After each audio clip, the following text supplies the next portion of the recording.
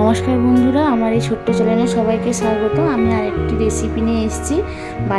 কারোর বাড়িতে যদি পাকা কলা থাকে, বাচ্চা বড় যদি কেউ খেতে না চায়, তাহলে ওই কলা দিয়ে একটি দুর্দান্ত রেসিপি বানিয়ে ফেলুন। এই রেসিপিটি আপনারা দেখার পর বাড়িতে তৈরি করে দেখবেন, বাচ্চা বড় সবাই খাচ্ছে।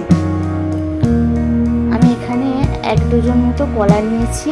আমার বাড়িতে ছিল দই, আমি দই নিয়েছি 1 কাপ, সুজি নিয়েছি 1 কাপ, আর 1 কাপ ময়দা নিব। আমি এখানে 200 গ্রাম মতো চিনি নিয়েছি, ওটা তোমাদেরকে দেখাইনি। আর একটি নারকেল ছিল, নারকেল কোড়াও দেব। দেখো, একটা বাটিতে আমি কলাগুলো আগে ছাড়িয়ে নেব।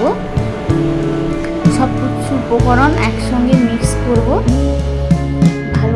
কলাগুলো ভালোভাবে মিক্স করতে হবে, ওটা যেন গোটা গোটা না থাকে।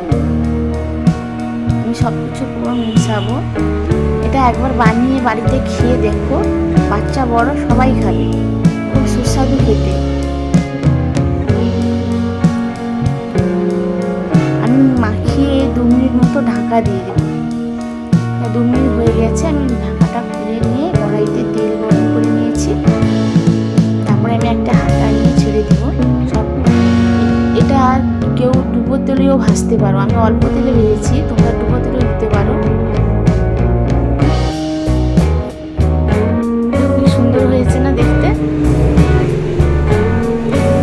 নরমও কেমন দেখো, খুব তুলতুলে হবে এই জিনিসটা, খেতেও তেমন সুস্বাদু হবে। আজকাল মতো টাটা, আসছি পরের ভিডিও।